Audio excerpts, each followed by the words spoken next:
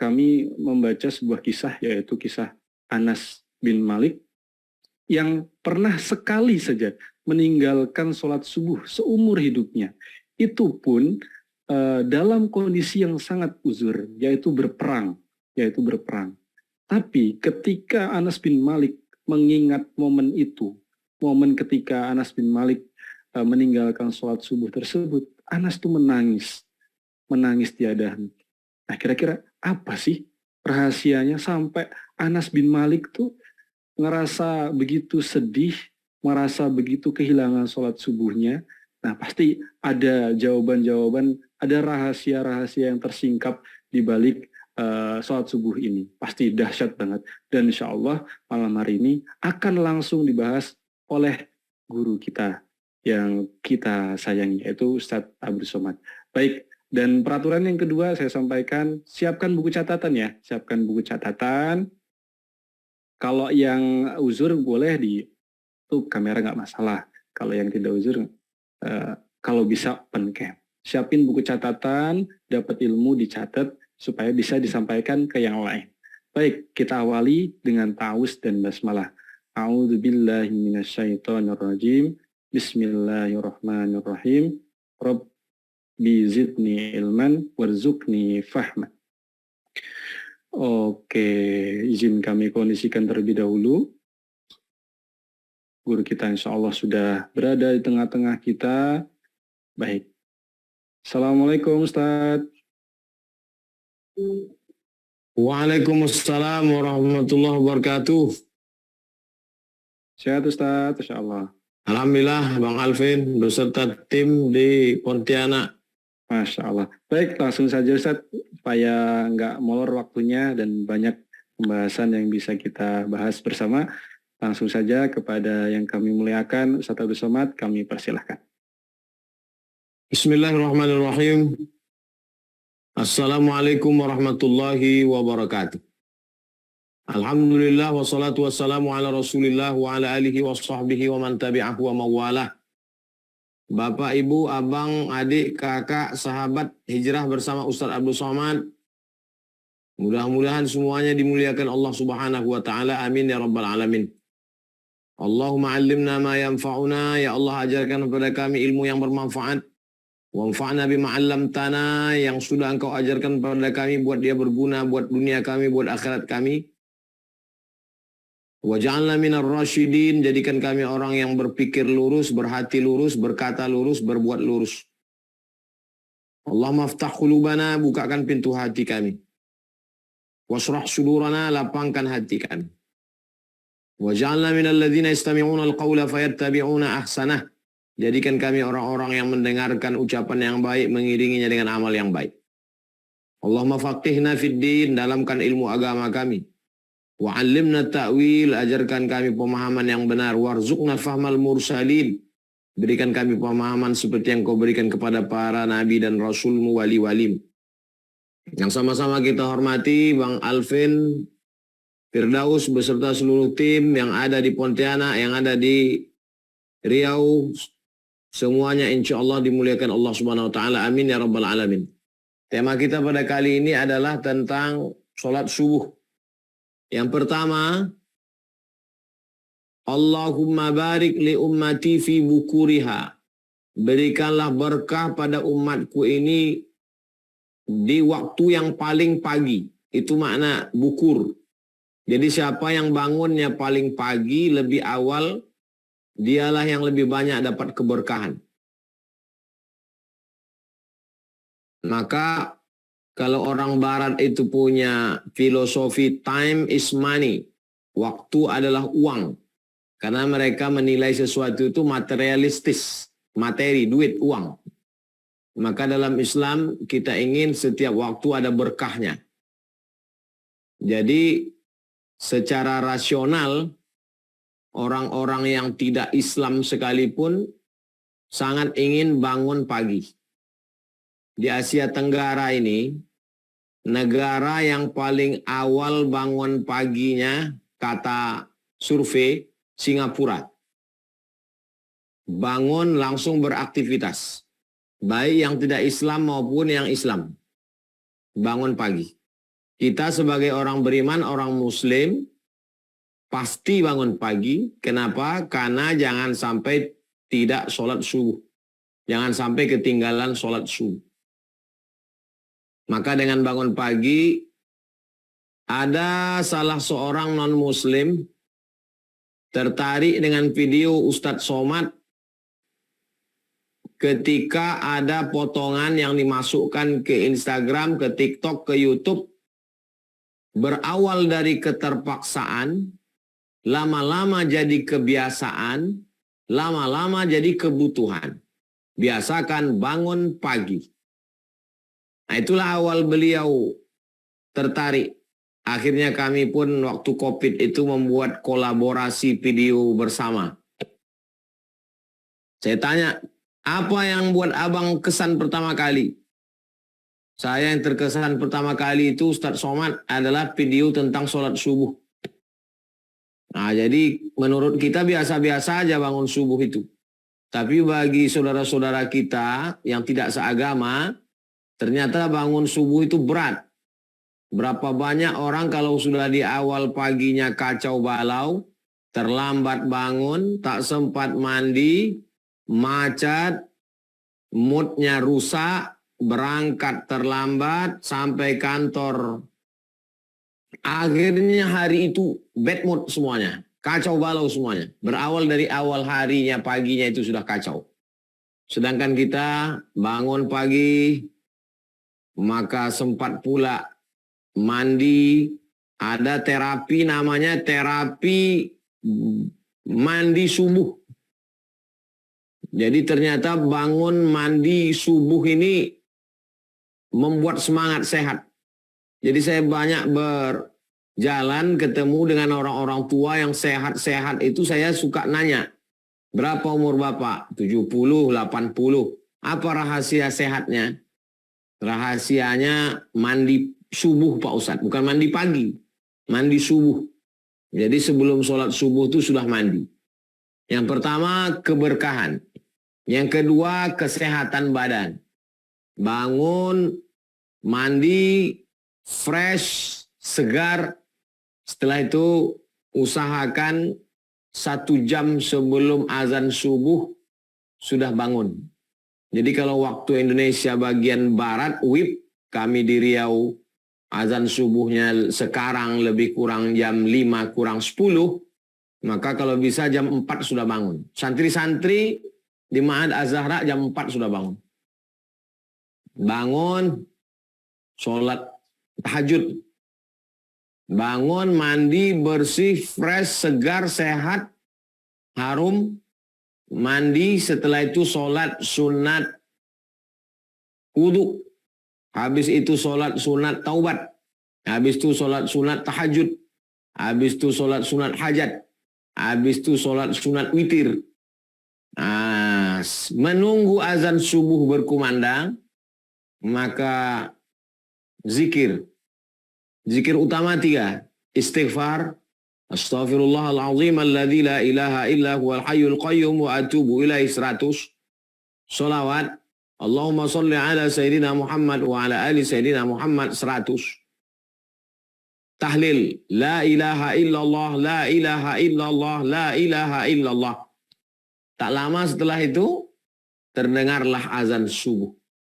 Lalu kemudian, sholat qobliyah subuh. Tentu saja mendengar suara azan subuh ini mengusir gangguan setan. Karena setan lari terbirit-birit mendengar suara. Allahu Akbar, Allahu Akbar. Kita pun menjawab Allahu Akbar, Allahu Akbar. Masuk ke telinga, masuk ke otak, masuk ke jantung, masuk ke hati, badan sehat, badan segar, sudah beribadah, moodnya bagus, energinya bagus. Lalu kemudian sholat sunat qabliyah subuh. Disebut juga dengan sunnatul fajri. Disebut juga dengan sunnatus subhi. Usolli sunnatus subhi rak'ataini qabliyatan. Lillahi ta'ala. Qabliyah subuh. Antara azan dan iqamat. Raka'atal fajri, 2 rakaat fajar, 2 rakaat sunat qabliyah subuh. Khairum minad dunya wa ma fiha. Lebih baik daripada dunia dan seisinya. Rakaat pertama baca qul ya ayyuhal kafirun. Rakaat kedua qul huwallahu ahad. Riwayat Muslim. Dalam Sahih Muslim ada satu bab khusus. Di dalamnya dibahas tentang waktunya bainal adhani wal iqamah. Tentang rakaatnya, rakaataini 2 rakaat. Tentang namanya rakaatal fajri, 2 rakaat fajar atau qabliyah subuh. Tentang ayatnya, rakaat pertama kuliah, rakaat kedua kulhu.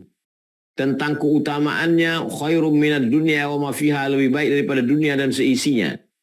Menurut ulama maknanya pahalanya lebih besar daripada dunia ini beserta isinya. Pahalanya lebih besar. Karena dunia beserta isinya akan berakhir dengan kiamat. Sedangkan pahalanya tidak berakhir sampai kita menghadap Allah. Lebih besar, lebih kekal, lebih dahsyat, lebih agung daripada dunia beserta isinya. Sedangkan filosofi maknanya, orang yang qabliyah subuh, dia sudah bangun lebih awal, dia mendapatkan rezeki, badannya sehat, badannya segar, tidak bermalas-malasan. Jadi ada filosofi orang zaman dulu, jangan sampai rezeki dipatok ayam. Artinya apa? Ayam lebih dulu bangun daripada dia. Sudah dipatok ayam, rezekinya diterkam kucing, dimakan harimau, baru dia bangun. Kita usahakan sebelum ayam berkokok sudah bangun. Sebelum ayam mencotok rezeki kita, sudah merebutnya duluan. Sebab keberkahan itu dilemparkan seperti padi beras yang dilemparkan. Maka mana yang paling kuat cotoknya, ayam paruhnya, dia ada yang paling banyak mendapat. Berebut-rebutlah kita dengan ayam, berebut-rebutlah kita dengan angsa, dengan itik. Sebelum mereka bangun terjaga, kita duluan. Maka kita sudah mendapatkan keberkahannya. Jadi secara logika akal rasional, secara pahala yang bersifat tidak kelihatan, dua-duanya dapat. Setelah itu kita pun sholat subuh berjamaah ke masjid, ke surau, ke langgar, ke musola, ketemu dengan orang, bertatap muka, berdialog. Si Anu tidak datang, kenapa dia? Sakit dia keluar kota, oh anaknya meninggal, oh istrinya meninggal, oh ada kepedulian. Jangan sampai tidak jumpa, tidak ketemu, tiba-tiba mati karena kamarnya sudah berbau bangkai. Berapa banyak orang di kota tak pernah jumpa, tak ketemu, tiba-tiba sudah hilang saja. Nah, maka dalam Islam ini hablum minallahnya ada, hablum minan nasnya ada, kesehatan badannya ada, kesehatan mentalnya juga ada. Yang bangun subuh itu, hablum minallahnya ada, hablum minan nasnya dapat, sehat badannya ada, sehat mentalnya juga ada. Lalu kemudian setelah sholat subuh, berzikir, zikir-zikir yang diajarkan oleh Nabi SAW, syukur-syukur bisa di masjid sampai terbit matahari, sholat sunan isyraq 2 rakaat. Dalam biografi Ibnu Taimiyah, kata muridnya, Ibnu Taimiyah itu habis sholat subuh membaca surat Al-Fatihah. Matanya mendongak ke atas. Bismillahirrahmanirrahim. Alhamdulillahi rabbil alamin arrahmanir rahim maliki yaumiddin iyyaka na'budu wa iyyaka nasta'in ihdinas siratal mustaqim siratal ladzina an'amta 'alaihim ghairil maghdubi 'alaihim waladdallin amin. Sampai terbit matahari. Jadi setiap Rabu subuh, Selasa malam Rabu kajian bersama Hijrah Ustadz Abdul Somad, Rabu subuh besok membaca Riyadhus Shalihin di sepanjang jalan Kamboja Ma'had Az-Zahra, 2 musola, 2 masjid. Jadi yang mengikuti secara online untuk waktu Indonesia Barat, Aceh, Sumatera Utara, Riau, Kepulauan Riau, Jambi, Bangka Belitung, Palembang, Sumatera Selatan, Bengkulu, insya Allah itu bisa langsung selesai membaca itu sholat sunat isyraq 2 rakaat. Sampai jam 6 kita baca kitab. 6.30 selesai tanya jawab, sholat sunat isyraq 2 rakaat. Tidak ada alasan untuk tidak sholat sunat isyraq dalam sepekan. Karena bisa mengikuti kajian. Andai sholat subuh di masjid, habis itu hidupkan handphone, langsung dengar kajian, sampai jam 6.30 tutup, sholat sunat isyraq, pulang ke rumah, siap-siap berangkat kerja. Bagi yang tidak bisa, jangan berkecil hati. Jangan batasi amal kebaikan hanya pada satu pintu saja. Masih banyak pintu-pintu yang lain. Jadi orang yang terbiasa subuh tidak sholat, lambat bangun sampai jam 8. Kalau dia berangkat kerja bagaimana? Terlambat. Sampai di tempat kerja sudah kena marah. Hari itu sudah bad mood, kena macet lagi, sumpah serapah, caci maki, tak sempat mandi, badan tidak nyaman. Nah itu jadi efeknya kemana-mana itu, sistemik itu. Nah, sedangkan kalau kita bangun lebih awal, kita lebih tenang, badan kita fresh, pikiran kita segar, otak kita tidak kacau, hati kita sudah berzikir. Ala bizikrillahi tatma'innul qulub. Ketahuilah dengan banyak berzikir hati menjadi tenang. Nah ini beginilah terapi yang diajarkan agama Islam. Agama Islam ini tidak hanya berpikir tentang mati, tentang hari kiamat, tapi juga berpikir bagaimana kita menjalani kehidupan kita ini. Oh rupanya hidup kita ini selama ini salah. Malam habis begadang sampai jam 2, jam 3. Habis itu tidur, bangun jam 8, jam 9. Pikiran suntuk, kacau, galau. Menghilangkannya dihabiskan dengan film, dengan narkoba, dengan waktu habis untuk medsos. Tak bermanfaat sama sekali. Pikiran kacau, badan rusak, penyakit, kurang tidur, dan lain sebagainya. Ini berefek kemana-mana. Jadi kalau kita ikuti syariat ajaran Islam ini, insya Allah selamat kita dunia, selamat kita akhirat, selamat pekerjaan kita. Jadi orang-orang dulu itu hidupnya berkah. Petani bangun pagi, segar, sholat subuh, sempat ketemu dengan tetangga, habis dari sholat subuh pulang ke rumah, dia pergi ke sawah, sawahnya digarap, anak istrinya sehat, rezekinya berkah, pulang ketemu orang. Sekarang ada manusia tidak pernah ketemu dengan manusia. Seperti robot, hidupnya tak bermakna. Anak tak jumpa, istri tak ketemu, tetangga tak pernah nampak, kurban tak pernah datang, datang-datang ngambil kupon kurban, tiba-tiba mati, tiba-tiba dapat pengumuman di masjid, innalillahi wa inna ilaihi raji'un. Bagaimana dengan orang yang tidak sholat subuh? Man nama, siapa yang tidur? Lalu kemudian dia tidak sholat subuh, balas syaitanu fi udhunih. Setan kencing di telinganya.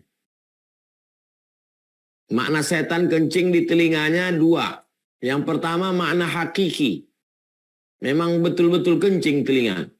Makna kedua adalah makna majazi kiasan. Kencing itu kotoran, najis. Kotoran manusia saja kita jijik, apalagi kotoran setan. Lebih jelek daripada WC manusia. WC-nya setan adalah telinga orang yang tidak sholat subuh. Nah, jadi ini termasuk dalam tarhib, ancaman. Dan di balik itu ada targhib, ada motivasi supaya orang beramal.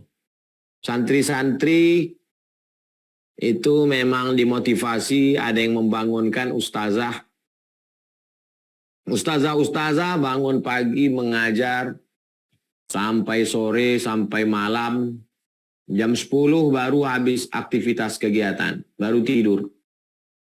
Nah ini semua kalau kita jalankan ajaran Nabi Muhammad SAW ini datang dari Allah, bukan hasil survei, bukan percobaan manusia, maka insya Allah efeknya akan kita rasakan.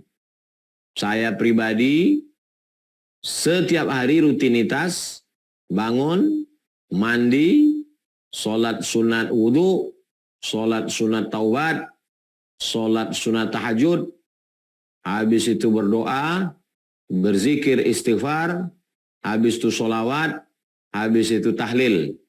Tak lama terdengar azan, sholat qobliyah, sholat subuh bersama santri. Habis itu saya membaca tafsir Jalalain. Hari Senin, hari Selasa, hari Kamis, hari Jumat. 4 kali saya bacakan tafsir Jalalain untuk anak-anak santri. Hari Rabu, saya membacakan Riyadhus Shalihin. Adapun hari Kamis, hari Jumat, hari Sabtu, hari Ahad, saya di luar.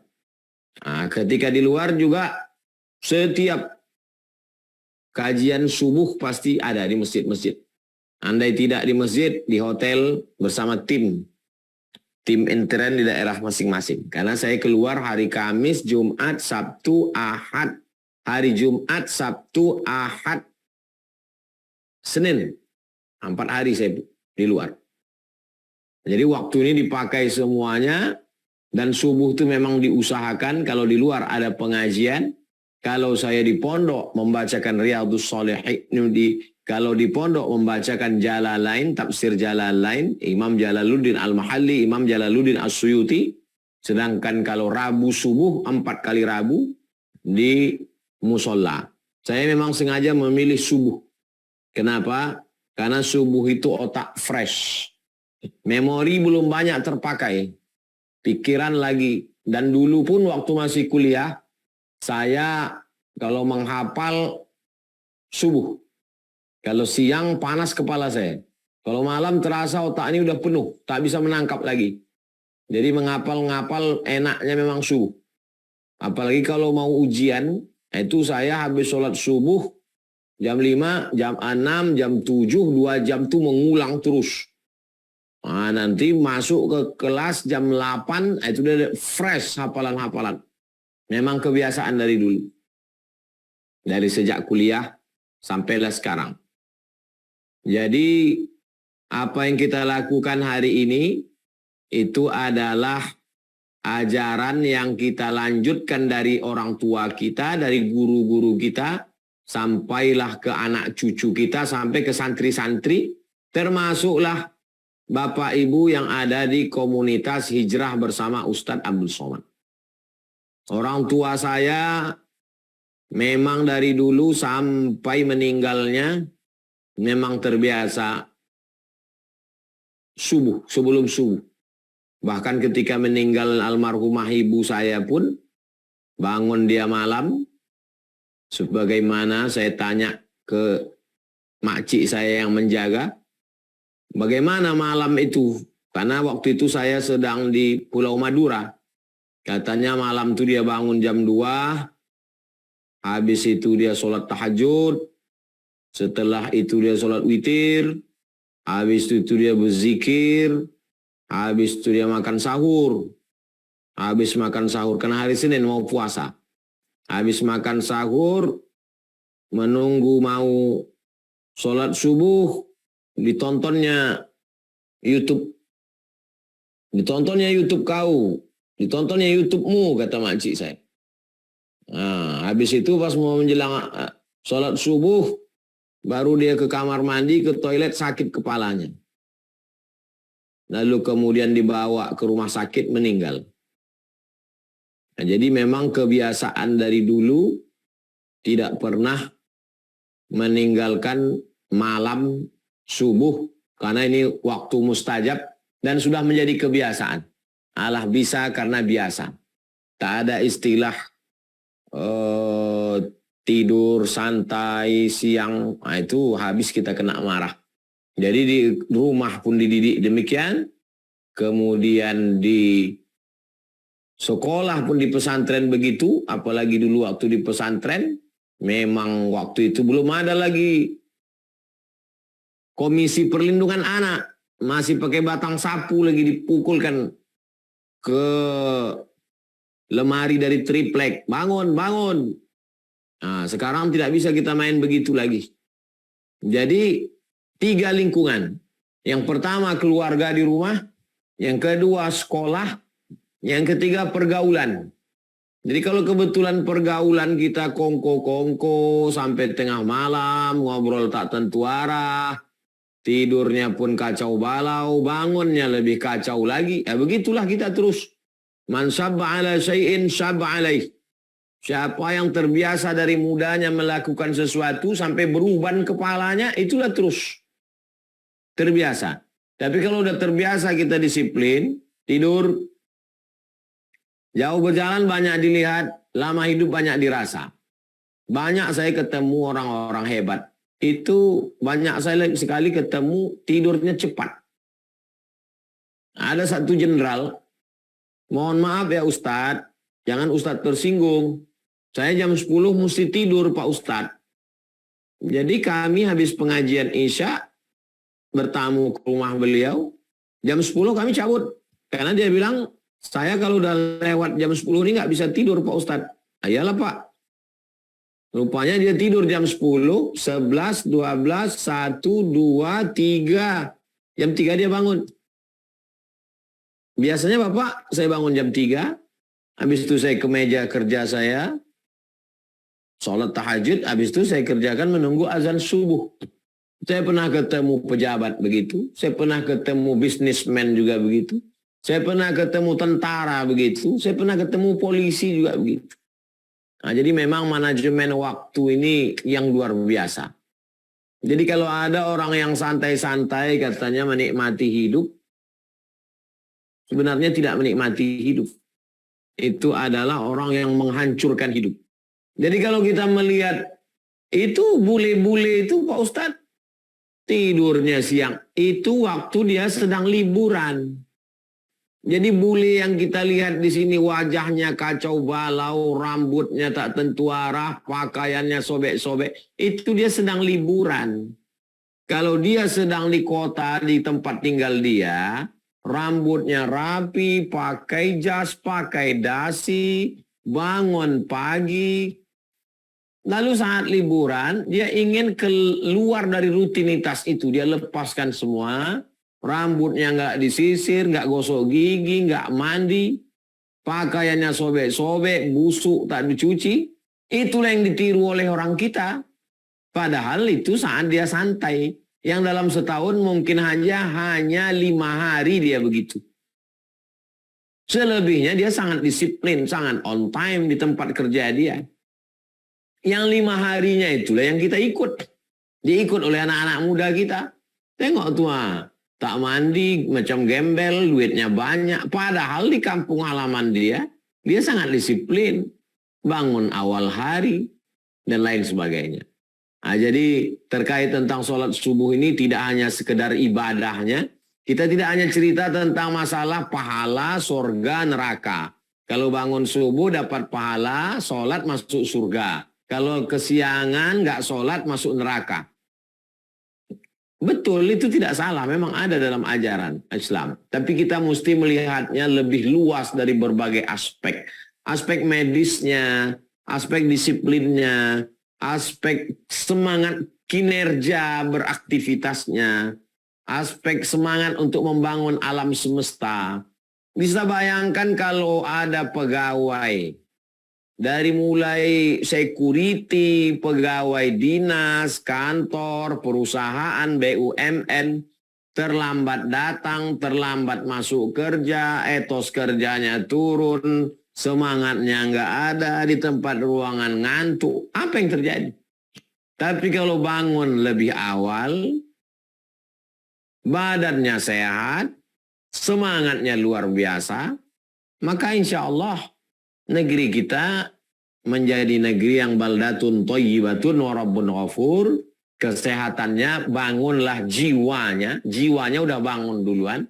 Bangunlah badannya. Dan badannya juga dibangun, dijaga. Fisiknya, mentalnya, materialnya, dan spiritualnya. Dua-duanya seimbang. Bangunlah jiwanya, bangunlah badannya. Bangunlah fisiknya, bangunlah mentalnya, bangunlah materialnya, bangunlah spiritualnya.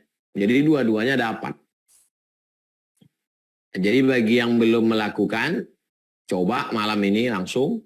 Bagi yang sudah melakukan, makin istiqomah, makin semangat, laksanakan terus, lihat perubahannya. Bagi yang mau menikah, nikahlah dengan laki-laki yang bangunnya awal sholat subuh. Bagi laki-laki yang mau menikahi perempuan, nikahilah perempuan yang bangun awal sholat subuh. Jangan sampai kita bangun, sudah siap mau berangkat kerja, dia pula belum bangun, kita pula terlambat sarapan, kita langsung bad mood, mau mengamuk-ngamuk. Kalau sekali dua kali oke lah. Kalau sampai berbulan, bertahun, jadi tanya kawannya, tanya keluarganya, macam mana dia? Oh itu dia cepat bangunnya. Sebelum subuh dia sudah bangun, mandi, bersih. Dapat bocoran-bocoran, alhamdulillah. Kalau tidak, suruh dia untuk berubah. Tak ada yang tak bisa dirubah. Semua. Dulu kata orang muka tak bisa berubah. Sekarang muka pun bisa dirubah, operasi plastik. Jadi kalau ada orang mengatakan tak ada yang bisa berubah, rutinitas kebiasaan kita bisa dirubah. Bagi yang tidak biasa tidur cepat, jangan banyak tidur siang, malam matikan handphone, karena handphone ini bisa juga membuat kita tak tidur-tidur. Permainan, game online, judi, tinggalkan ini semua yang merusak.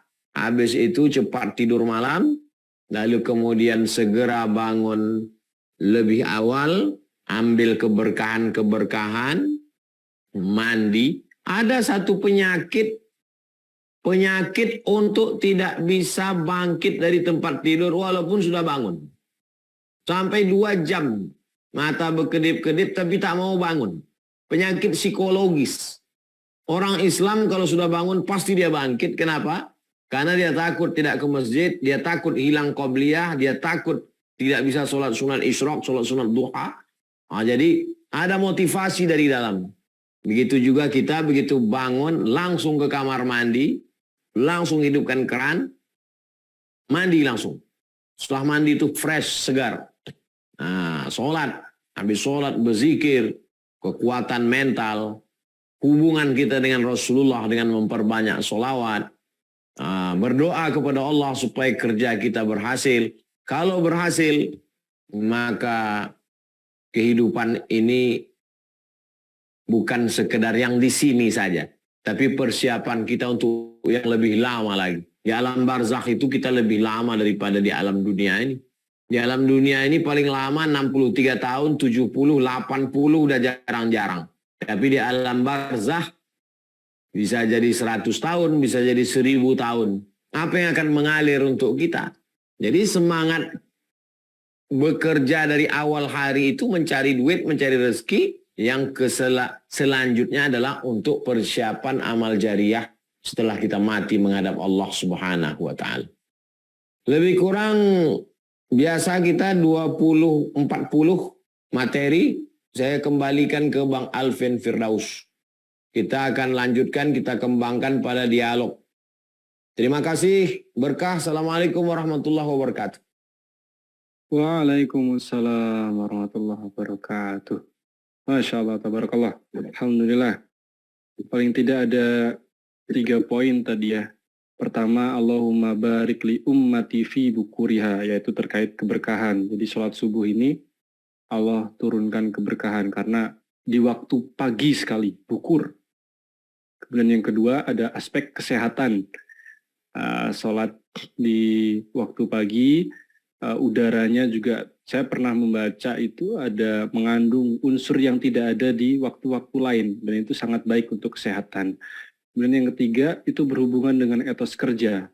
Masya Allah. Jadi kalau subuh kita teratur, disiplin, itu akan berhubungan juga dengan hari kita, keteraturan hari kita berikutnya selama sehari begitu ya. Masya Allah. Baik, rekan-rekan, sahabat Hijrah Bersama UAS yang dirahmati Allah. Tadi saya di awal sudah janji ya terkait yang ingin ikut berpartisipasi di wakaf atas nama orang tua. Nah, informasinya lengkapnya saya akan bagikan melalui video berikut ini.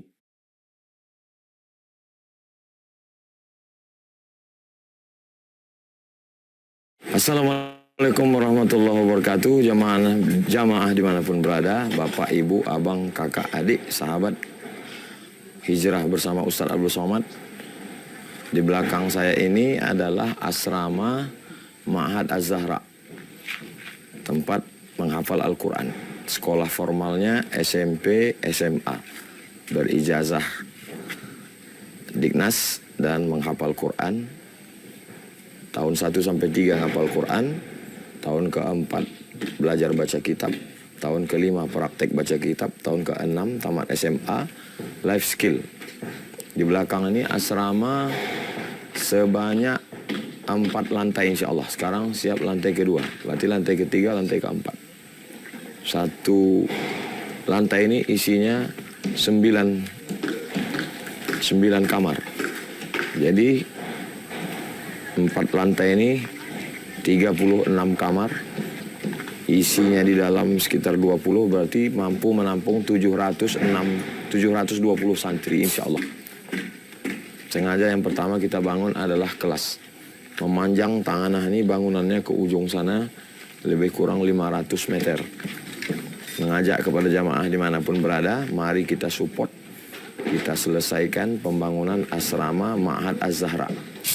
Kalau kita bukan penghafal Quran, kita bukan ustadz-ustazah, kita ingin mendapatkan pahala mengalir, maka kita kirimkan 2-3 sak semen, batu bata, kerikil, supaya pahalanya juga mengalir untuk almarhum-almarhumah orang-orang tua kita.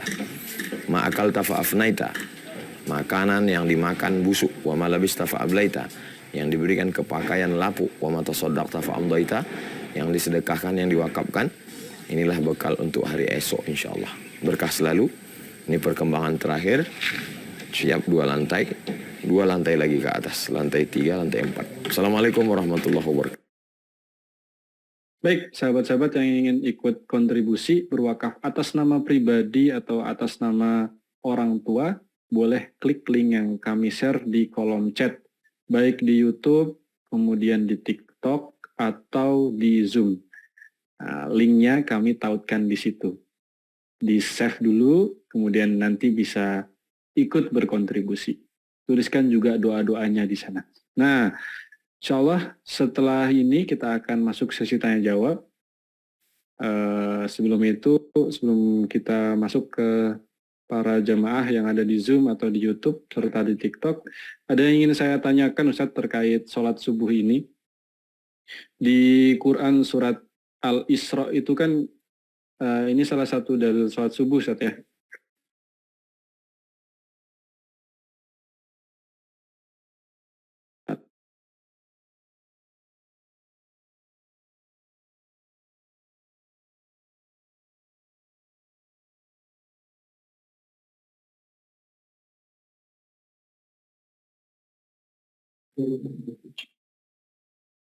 Mati lampu. Afan.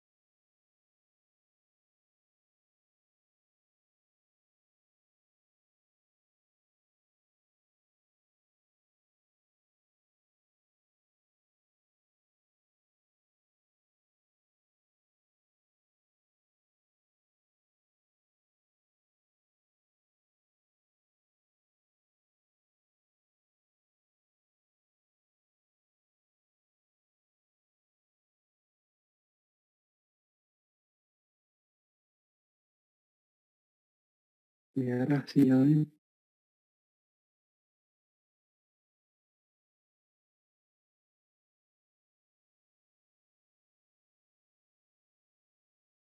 Cek.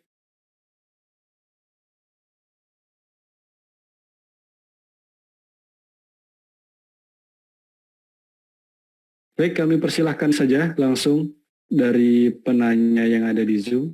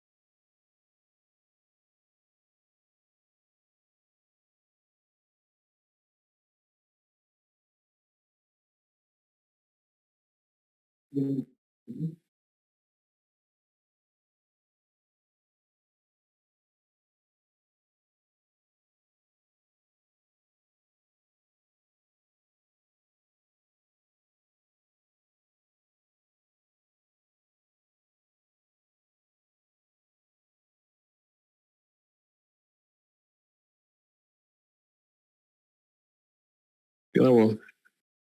Tapi langsung saya.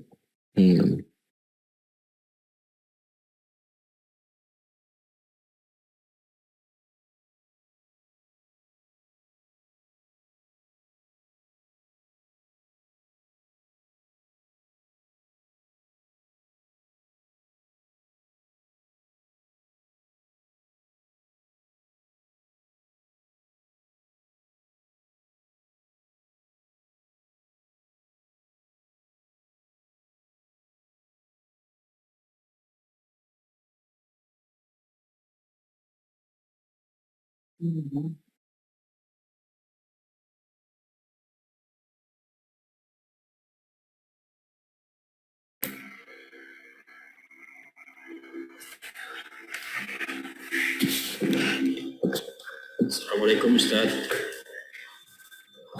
Waalaikumsalam warahmatullahi wabarakatuh. Iya, apa nih Ustaz? Karena dibuka rambutnya, izin saya bertanya Ustaz. Saya Pak Sam dari Bandung.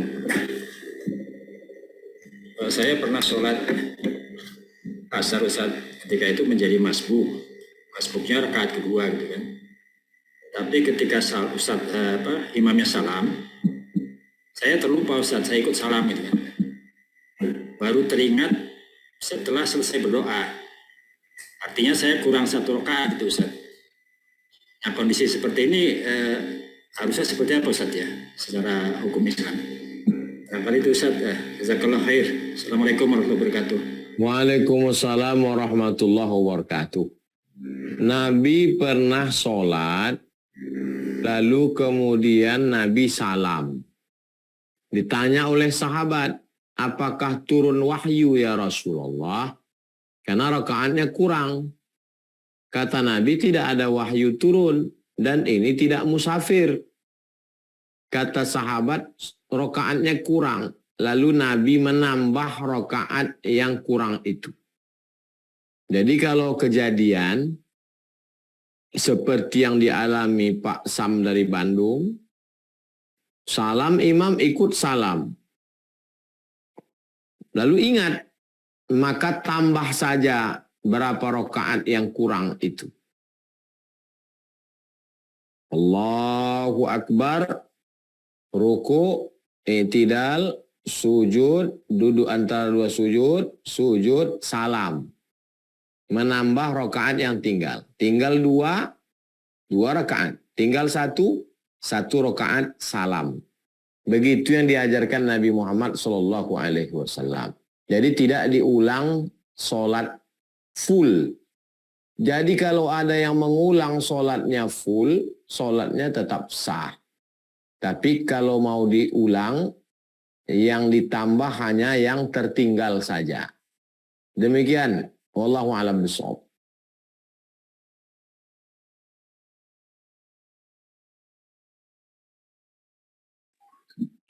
Assalamualaikum Buya. Waalaikumsalam warahmatullahi wabarakatuh. Nama Mbak Rasid Buya. Saya dari Agam Lubuk Bastung, Sumatera Barat. Ingin bertanya hasilnya, semoga yang di Zoom ini dan menyaksikan video ini baik di YouTube ataupun TikTok dan lain sebagainya disehatkan oleh Allah dan diampuni segala dosa-dosanya oleh Allah Subhanahu wa taala. Amin ya rabbal alamin. Izin bertanya Bu ya, tentang ada pengajian terdengar oleh saya Bu ya, katanya ketika berkurban itu tidak boleh pakai halaman masjid, tidak boleh pakai alat-alat masjid, pisau masjid, golok masjid, dan peralatan ataupun halaman yang dimiliki oleh masjid. Itu berlandaskan kepada mazhab apa Bu ya? Itu yang pertama. Kemudian yang kedua Bu ya, tentang sholat subuh. Di masjid ini kadang-kadang pakai kunut, kadang tidak, bercampur gitu Bu ya. Tapi ketika berkunutnya itu, ada imam ini mengangkat tangan. Tapi sang makmum itu ada yang mengangkat tangan dan ada yang tidak mengangkat tangan sama sekali. Yang tidak mengangkat tangan ini condongnya kepada tidak berkunut Bu ya. Bagaimana kalau seandainya itu terjadi terus-menerus Bu ya? Apakah ada solusinya atau jalan keluar yang terbaiknya Bu ya? Demikian Bu ya. Assalamualaikum warahmatullahi wabarakatuh. Waalaikumsalam warahmatullahi wabarakatuh. Tanah yang diwakafkan kaum muslimin untuk pembangunan masjid, tanah wakaf ini ada 4 rukunnya. Pertama, orang yang berwakaf. Kedua, orang yang menerima wakaf, nazir namanya, pengelola wakaf. Yang ketiga, benda yang diwakafkan, tanah wakaf. Yang keempat adalah ijab dan qabul. Aku wakafkan tanah ini untuk pembangunan masjid tunai, aku terima, sah.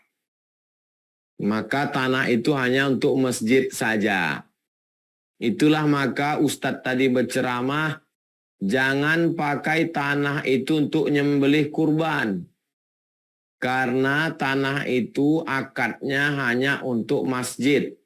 Sebetulnya ceramah itu untuk kita supaya lebih berhati-hati. Yang pada akadnya, orang yang berwakaf itu biasanya ini untuk masjid dan kemaslahatan umat. Karena kalau untuk masjid, bagaimana dengan orang yang parkir? Bagaimana dengan membuka toko di depan masjid yang kebetulan masjidnya pinggir jalan raya? Lalu pengelola masjid membuat ruko-rukonya disewakan, sewanya balik ke masjid. Nah, jadi sebetulnya ustadz-ustadz yang berceramah menyampaikan ini supaya kita lebih hati-hati. Kalau akadnya umat Islam ini mewakafkan tanah itu biasanya untuk pembangunan masjid dan kemaslahatan umat. Adapun pisau yang diwakafkan orang, rasanya belum ada lagi orang berwakaf pisau. Jadi panitia membeli pisau sendiri. Dari mana duitnya? Dari biaya operasional. Jadi kalau biasanya patungan sapi 3,7, naikkan 3,8. Yang 100.000 itu untuk biaya jaga malam, untuk transportasi, biaya survei, beli pisau, beli terpal, beli cangkol, supaya kita tidak memakai harta wakaf orang. Maka kita katakan, aku bayarkan 3,8 juta rupiah untuk kurban dan biaya operasional tunai. Nah, ini supaya kita tidak termakan dan terpakai wakaf. Itu terkait tentang barang wakaf. Yang kedua, masalah kunut subuh. Mazhab yang paling tua Imam Hanafi. Nomor 2 Imam Maliki. Nomor 3 Imam Syafi'i. Nomor 4 Imam Hambali. Yang berkunut subuh itu cuma 2. Maliki dengan Syafi'i. Sedangkan Imam Hambali dengan Hanafi, yang paling tua dengan yang paling kecil, tidak berkunut subuh. India, Pakistan, Bangladesh, Turki tidak ada kunut subuh karena mazhabnya Hanafi. Makkah, Madinah, Saudi Arabia tak ada kunut subuh karena mazhabnya Hambali. Apa kata Imam Hambali, Imam Ahmad bin Hambal? Datang orang bertanya, wahai Imam Hambali, ya, saya ikut mazhab kamu, tidak kunut subuh. Bagus. Bagaimana kalau imam saya itu bermazhab Syafi'i? Saya bermazhab Hambali, tidak kunut subuh. Tapi waktu sholat subuh, imam saya bermazhab Syafi'i. Kata Imam Hambali, Imam Ahmad bin Hambal, meninggal tahun 241 Hijrah. Angkatlah tanganmu dan ucapkan amin. Pendapat ini dikutip oleh Syekh Ibnu Utsaimin, ulama Saudi Arabia, mazhabnya Hambali. Ketika ada orang bertanya, kalau imam saya baca kunut subuh gimana Syekh? Angkat tanganmu dan ucapkan amin. Allahumma hdina fi man hadait, amin. Wa afina fi man afait, amin. Wa tawallana fi man tawallait, amin. Wa barik lana fi ma a'tait, amin. Wa qina bi rahmatika syarra ma qadait, amin. Yang diaminkan cuma 5 itu aja, karena itu doa. Sisanya itu pujian. Kalau hafal ikuti, kalau tak hafal diam aja. Fa innaka taqdi wa la yuqda 'alaik wa innahu la yadhillu man walait wa la ya'izzu man 'adait tabarakta rabbana wa ta'ala falakal hamdu 'ala ma qadait. Nastaghfiruka wa natubu ilaik. Yang itu doa, ikut baca. Aminkan. Nastaghfiruka wa natubu ilaik. Amin. Wa sallallahu ala sayyidina Muhammadin nabiyil ummi wa ala alihi wa sahbihi wa baraka wa sallam. Allahu akbar. Jadi kalau dia ngaji, insya Allah dia angkat tangan dan dia aminkan. Karena imamnya sendiri, Imam Hambali, menyuruh begitu. Jadi kalau ada orang yang tidak angkat tangan dan tidak mengaminkan, tak tahu saya entah imam apa yang dia ikut. Demikian. Wallahu a'lam bishawab. Baik, bismillah. Afwan Ustaz, tadi ada kendala teknis di sini. Ya, maklum. Afwan Ustaz. Lanjut ke pertanyaan saya tadi Ustaz, di dalil Quran surat Al-Isra ayat 78 itu Allah menyebutkan aqimis sholah lidulu kisyamsi ila wasakil lail wa Qur'an al-fajr. Kerjakanlah sholat atau laksanakanlah sholat dari mulai sejak matahari tergelincir sampai gelapnya malam. Itu kan artinya zuhur sampai dengan isya Ustaz. Nah, kemudian wa Qur'an al-fajr, dan kerjakanlah sholat subuh. Apakah kalau melihat di sini kan kenapa zuhur itu dipisah gitu Ustaz dengan sholat-sholat yang lain? Apakah ada keistimewaan tersendiri terkait sholat subuh ini dibanding sholat-sholat yang lain gitu Ustaz? Kalau 4 sholat itu yang disebutkan waktunya. Liduluki syamsi, matahari tergelincir. Tergelincir matahari masuk zuhur. Bayang-bayang lebih panjang dari bentuk aslinya masuk asar. Ila ghasaqil lail masuk malam. Nampak rona merah tanda masuk malam maghrib. Begitu berakhir rona merah, gelap semuanya, isya. Yang 4 tadi waktunya. Sedangkan untuk sholat subuh, 2 disebut. Waktunya dan bacaannya. Wa Qur'anal fajri. Secara bahasa, Quran dan fajar. Kenapa Qur'annya? Karena ayat Quran yang paling panjang dibaca itu pada sholat subuh. Lalu kemudian fajar adalah waktunya. Waktunya waktu paling afdal fajar. Dan bacaan yang paling mulia adalah Quran. Ketemu bacaan paling mulia dengan waktu yang paling mulia. Wa Qur'anal fajri. Menunjukkan kelebihan keutamaannya dari yang lain. Inna Qur'anal fajri kana mashhuda.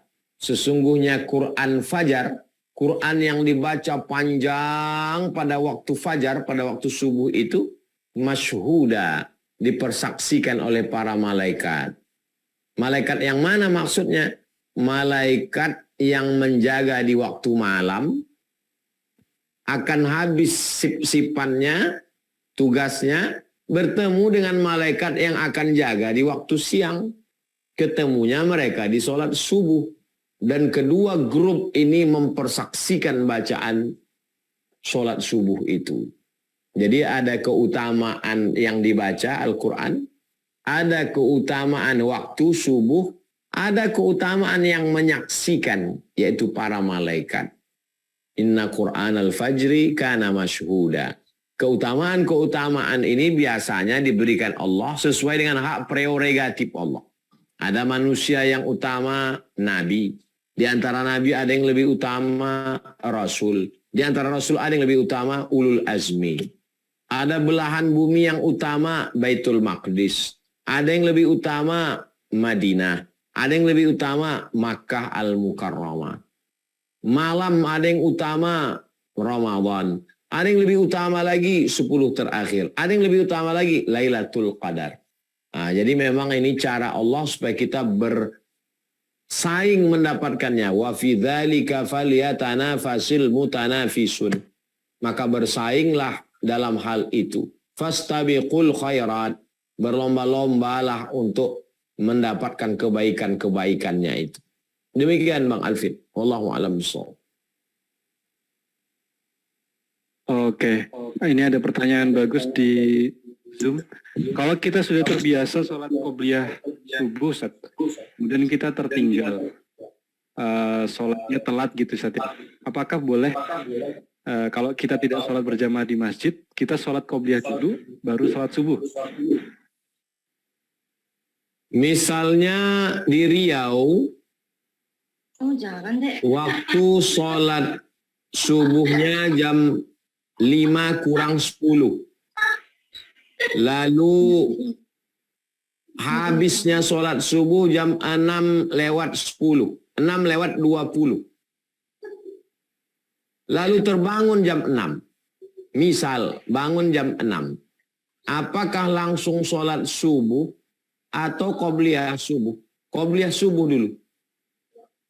Jadi bangun jam 6. Qobliyah subuh dulu. Habis qobliyah subuh, qomat. Allahu Akbar, Allahu Akbar.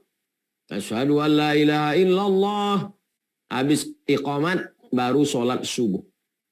Rakaat al-fajri, 2 rakaat qobliyah subuh. Khairum minad dunya wa ma fiha, lebih baik daripada dunia dan seisinya. Kalau berangkat ke masjid, jam nampak 2 menit lagi iqamat. Maka langsung qobliyah subuh. Karena kalau tahiyatul masjid tidak dapat qobliyah subuh. Tapi kalau qobliyah subuh otomatis dapat tahiyatul masjid. Langsung saja qobliyah subuh. Kalau cukup waktunya untuk 2 sholat, tahiyatul masjid dulu, baru qobliyah subuh. Kalau tak cukup, qobliyah subuh saja. Sampai ke masjid, iqamat. Allahu Akbar, Allahu Akbar. Asyhadu an la ilaha illallah. Langsung sholat subuh. Qobliyahnya kapan? Nanti qobliyahnya diqadha setelah sholat sunat isyraq.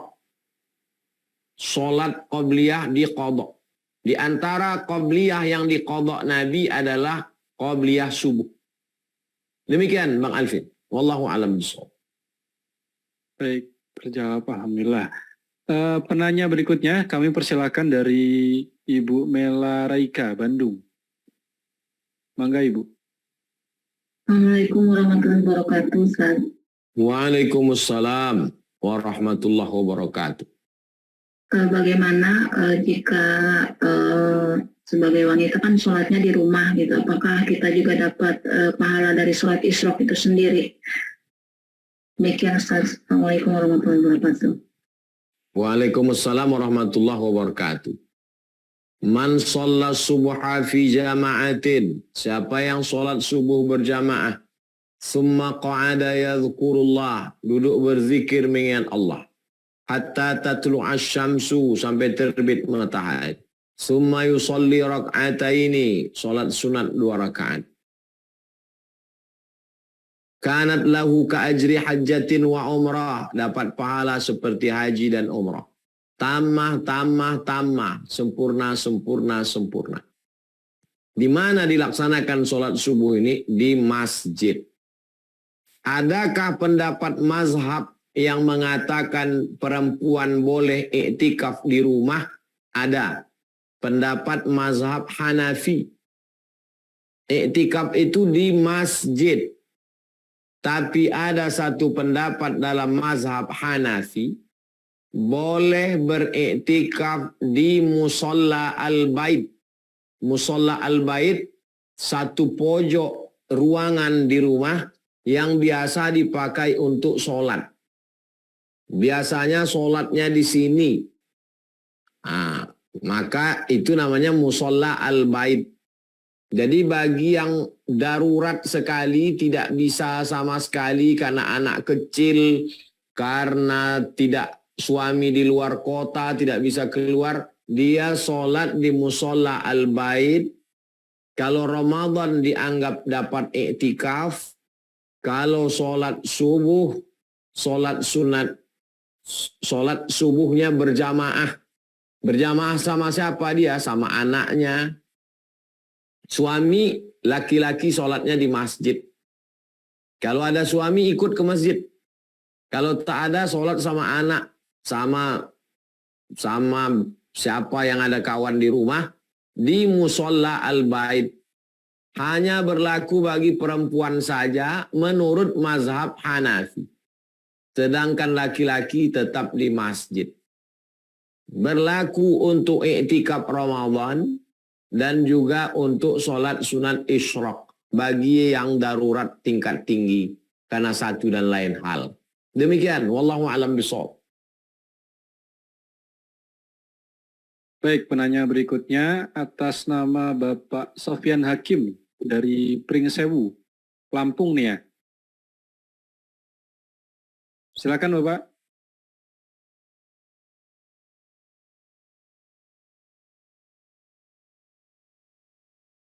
Halo. Kalau tidak ada kita ganti penanya yang lain. Oh, nggak ada kayaknya. Baik, silakan. Sahabat-sahabat yang bertanya, Ibu Iropin. Ibu Iropin. Silakan Ibu. Open mic-nya. Sampaikan pertanyaannya. Assalamualaikum Ustadz. Waalaikumsalam warahmatullahi wabarakatuh. Izin bertanya Ustadz, kalau misalnya sebelum-sebelumnya pernah tertinggal sholat Ustadz, ada nggak istilah mengkodo sholat Ustadz? Terus bagaimana caranya dan kapan waktunya Ustadz?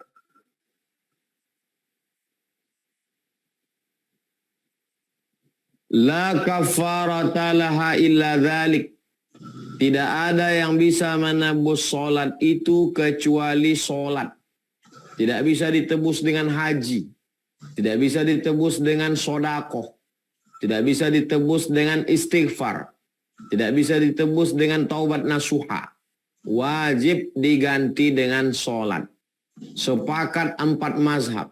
Mazhab Hanafi, mazhab Maliki, mazhab Syafi'i, mazhab Hambali.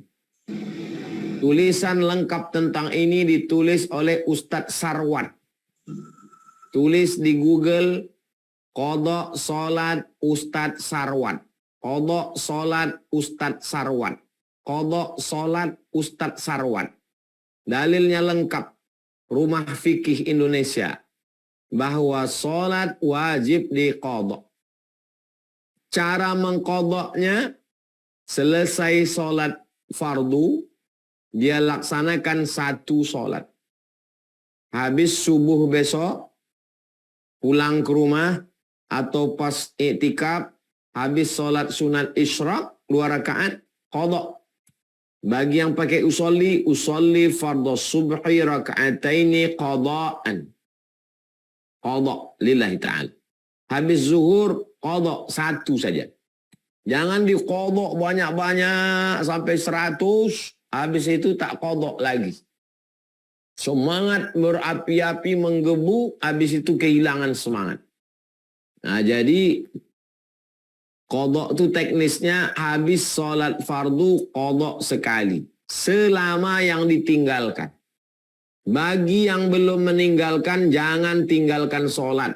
Jangan meringan-ringankan meninggalkan sholat. Bagi yang sudah meninggalkan sholat, bertaubatlah kepada Allah dan diiringi taubatnya dengan mengqadha yang tinggal. Tidak berat. Yang berat itu bisikan setan. Habis sholat, terserah mau qadha dulu atau ba'diyah dulu baru qadha, terserah saja.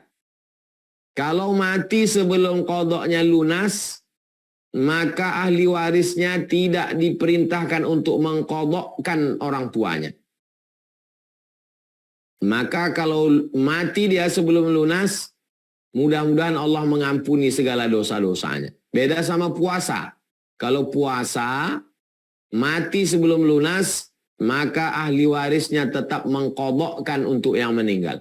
Dalilnya, man mata, siapa yang mati. Wa alaihi siyamun, punya utang puasa. Shoma anhu waliyuhu, maka ahli warisnya wajib menggantikannya.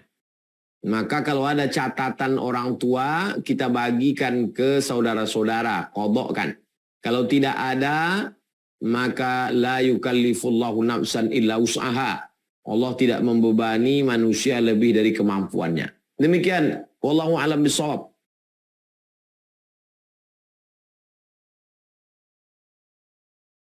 Baik, Masya Allah, Alhamdulillahirrabbilalamin. Sudah kurang lebih 1 jam 15 menit ya kita belajar pada malam hari ini terkait sholat subuh. Mungkin terakhir Ustadz terkait closing statement materi pada malam hari ini terkait sholat subuh. Kalau tadi kan keutamaannya sudah kita bahas Ustadz ya. Keutamaan sholat subuh, kemudian tata cara dan lain sebagainya ada sebagian kita bahas. Mungkin tips atau tata cara bagaimana kita memulainya Ustadz. Ada mungkin dari sebagian kita yang belum memulai untuk membiasakan sholat subuh. Ini startnya dari mana? Apakah dari mulai tidur yang harus diperbaiki, tidur awal gitu? Atau ada tips tertentu misal harus pasang alarm, pola makannya dan lain sebagainya. Dari Ustadz mungkin ada tips tertentu Ustadz? Yang pertama, jangan terlambat tidur. Karena sebagai manusia yang normal, kalau sudah lambat tidur, otomatis maka lambat juga bangunnya. Kita ini manusia yang biasa. Jadi cepat tidur, jam 11, jam 12 tidur. Setelah tidur cepat, jangan banyak tidur siang. Karena nanti payah mau mulai tidur malam. Tidur siang qailulah hanya setengah jam atau 1 jam. Habis itu tidur malam cepat, setel jam. Kalau sudah bersuami, beristri, saling membangunkan. Rahimallahu mura'an ayqadha ahlahu. Allah merahmati seorang suami yang membangunkan istrinya. Rahimallahu mura'atan ayqadhat zawjaha. Allah merahmati seorang istri yang membangunkan suaminya. Kalau belum menikah, maka hidupkanlah alarm, jam waker, minta pesan ke orang tua. Lalu kemudian bangun, jangan tunda-tunda. Begitu bangun langsung mandi, supaya ngantuknya hilang. Alarmnya jangan diletakkan di samping tempat tidur. Letakkan agak jauh supaya bangun kita berdiri untuk menghilangkan bisiknya. Kalau diletakkan dekat tempat tidur, pencet mati tidur lagi. Usahakan kita berjalan berdiri. Dengan berdiri itu kita melawan kantuk, langsung mandi karena air itu hilang dia. Lalu kemudian setelah segar, sholat sunat wudu, sholat sunat taubat, sholat sunat tahajud. Masih ada waktu, berzikirlah menunggu azan subuh. Istighfar 100, sholawat 100, la ilaha illallah 100. Setelah itu masuk azan subuh, kita pun ke masjid. Konsisten, istiqomah, jaga, ikut kajian. Kalau kebetulan subuh ini di masjid ini ada baca kitab Riyadhus Shalihin, datang. Subuh ini dengan ustadz ini ada baca Bulughul Maram, datang. Subuh ini dengan ustadz ini ada ngaji kitab Ar-Risalah Al-Qushairiyah, datang. Itu motivasi. Banyak masjid kita sholat, banyak tempat sujud, banyak nanti yang bersaksi di hadapan Allah. Nah, ini motivasi kita. Kalau kita punya grup-grup, geng, ada komunitas biker subuhan, komunitas pemuda remaja cinta masjid, bergabung, minta bangunkan. Nanti untuk malam ini petugas yang membangunkan kamu, ya telepon semua. Nah, jadi kalau kita punya komunitas yang membangunkan kita untuk beramal, terus lanjutkan. 10 grup WA yang ada di handphone. Satu pun grup itu tak ada yang mengajak amal soleh. Keluar dari grup itu, tak ada gunanya di grup itu. Grup setan, grup hantu itu semua. Kalau mati kita bukan ditolongnya kita. Hidup aja kita dia tak peduli dengan amal kita, apalagi kalau kita mati. Teruslah dengan grup-grup. Jadi grup hijrah bersama Ustadz Abdul Somad, minta tolong dikoordinir sesuai kota masing-masing, siapa yang membangunkan untuk nanti sholat tahajud, diingatkan. Mudah-mudahan kita selalu watawasaw bil haq watawasaw bis sabr. Demikian Bang Alfi. Baik, Alhamdulillah, Masya Allah, Tabarakallah. Sudah banyak sekali materi yang bisa kita ambil pelajaran. Dan mudah-mudahan apa yang sudah disampaikan oleh Tuan Guru, kita bisa memahami, mengamalkan, serta bisa mengajarkan kelak. Terakhir Ustadz, mohon berkenan untuk kami minta doa supaya Allah berikan keberkahan majelis kita pada malam hari ini. Tafadhol Ustadz. Astaghfirullahaladzim, astaghfirullahaladzim, astaghfirullahaladzim. Alladzi la ilaha illa huwal hayyul qayyum wa atubu ilaih. A'udzu billahi minasyaitonir rajim. Bismillahirrahmanirrahim. Alhamdulillahi rabbil alamin arrahmanir rahim maliki yaumiddin. Iyyaka na'budu wa iyyaka nasta'in ihdinas siratal mustaqim. Siratal ladzina an'amta 'alaihim ghairil maghdubi 'alaihim waladdallin. Amin. Allahumma 'allimna ma yanfa'una. Yang udah kau ajarkan ilmu-ilmu tadi buat dia bermanfaat, berguna sebagai amal soleh kami ya Allah. Allahumma ja'alna minal mustaqimina fi sabilik. Jadikan kami orang-orang yang istiqamah. Allahumma ja'alna muqimis salah wa min zurriyatina Jadikan kami orang-orang yang menegakkan sholat sampai ke anak cucu keturunan kami, ya Allah. Ya muqallibal qulub, engkau yang membolak-balikkan hati. Tsabbit qulubana, kokohkan hati kami. Ala dinik, dalam agamamu, wa ala ta'atik, dalam ketaatan kepadamu. Allahumma a'inna, tolong kami ya Allah, ala zikrika, supaya hati kami berzikir mengingatmu. Wa syukrika, bersyukur kepadamu. Wa husni ibadatik, beribadah dengan ibadah yang baik ya Allah. Rabbana la tuzigh qulubana, jangan palingkan hati kami. Ba'da idh hadaitana, setelah engkau berikan hidayah kepada kami. Yassir lana umurana, mudahkan segala urusan kami. Umuran dunia wal akhirah, urusan dunia, urusan akhirat. Rabbana atina fid dunya hasanah wa fil akhirati hasanah wa qina adzabannar. Wa sallallahu ala sayyidina Muhammad wa ala alihi wa sahbihi wasallam walhamdulillahi rabbil alamin. Terima kasih Bang Alvin beserta seluruh tim. Tetap istiqomah sahabat hijrah bersama Ustaz Abdul Somad semuanya. Mudah-mudahan Allah menjaga kita, saling mendoakan, saling menasihati, saling berbagi dalam kebaikan. Assalamualaikum warahmatullahi wabarakatuh. Waalaikumsalam warahmatullahi wabarakatuh. Amin, amin, Allahumma amin. Barakallah, dengan berakhirnya doa tadi, insya Allah berakhir juga majelis pada malam hari ini. Semoga apa yang sudah kita dapatkan semuanya daripada majelis malam hari ini kita bisa memahami, mengamalkan, juga mengajarkan. Nah, orientasi ilmu dalam Islam itu bukan hanya sekedar wawasan, tapi pada pengamalan. Mudah-mudahan dengan adanya grup-grup Hijrah Bersama UAS yang sudah ada, kita bisa saling mengingatkan ya, rekan-rekan semuanya. Grup WhatsApp itu kita bisa gunakan untuk saling reminder satu sama lain. Insya Allah nanti kita coba buatkan sistemnya untuk bisa saling reminder. Baik, barakallah. Terakhir, kami membuka kesempatan bagi sahabat-sahabat yang masih bergabung di Zoom ini, di YouTube juga di TikTok, untuk kita ikut berpartisipasi dalam pembangunan pondok pesantren Tuan Guru di Rimbu Panjang, Kampar Riau, lokasinya di Pekanbaru. Pondok ini namanya adalah Pondok Pesantren Az-Zahra, Mahat Az-Zahra, diambil dari istri beliau, Fatimah Az-Zahra.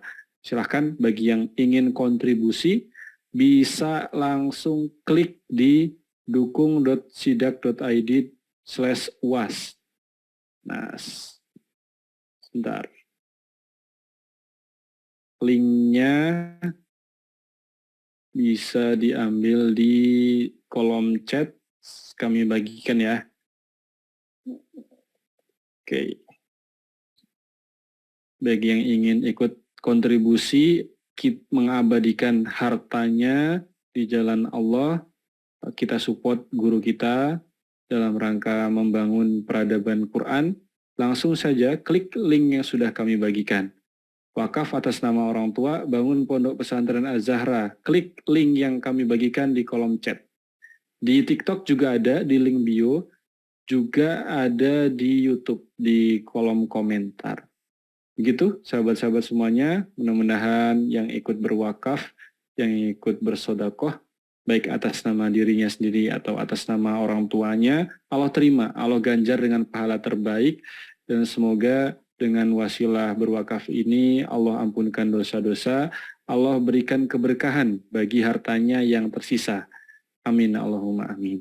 Ajarakallahu fima a'taita, wa baraka fima abqaita, wa ja'alahu tahura. Saya, Alvin Firdaus, mohon maaf jika ada salah kata, salah tingkah laku dalam memandu acara pada malam hari ini, yang benar datangnya dari Allah dan yang salah dari kami pribadi. Oh ya, terakhir, bagi sahabat-sahabat yang ingin punya koleksi buku-buku UAS dan buku-buku sunnah lainnya, kami membuka kesempatan untuk bisa memilikinya dengan cara hubungi tim kami, Kak Sofia, 0857 5038 6465.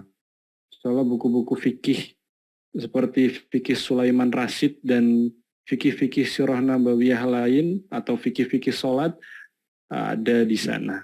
Bisa langsung pesan ke Kak Sofi atau Teteh Sofi. Nah, linknya kami share di sana.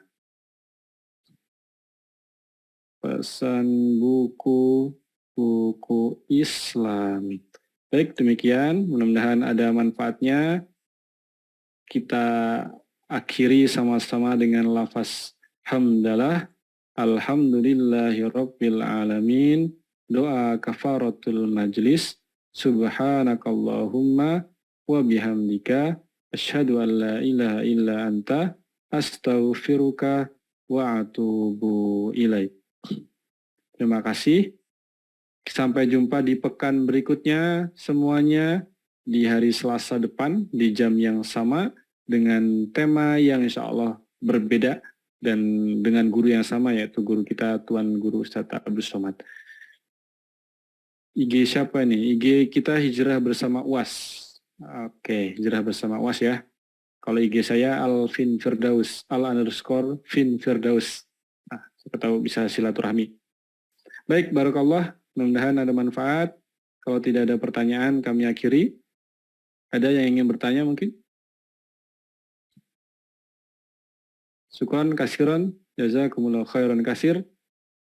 Sekali lagi, kalau ada salah kata, kami mohon maaf. Terima kasih atas partisipasinya semuanya. Maaf tadi ada kendala teknis. Di sini hujan lebat sekali. Hujan lebat, ini masih menggeluduk, ada geluduknya besar sekali ya.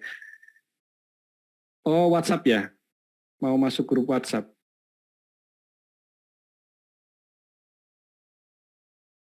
Mau masuk grup WhatsApp? Atau gini aja, langsung nanti bisa saya bantu. Hubungin nomor saya di 0816 4936 2525. 0816 4936 2525. Bang Alvin. Nah nih, 0816 4936 2525. Kalau ada pertanyaan-pertanyaan, boleh langsung hubungi kami. Misalnya ada undangan-undangan juga insya Allah kami bisa fasilitasi ya, jika masih ada slotnya. Biasanya UAS Ustadz itu full sampai akhir tahun, jadwalnya sudah ada gitu. Jadi kalau mau booking jadwal itu tahun depannya. Nah gitu. Nah, silahkan hubungi nomor kami 0816 4936 2525 untuk informasi terkait Hijrah Bersama UAS dan terkait UAS sendiri ya. Tadi kalau untuk pesan buku bisa di nomor 0857 5038 6465. Nah, ini pesan buku-buku Islami saya posting lagi.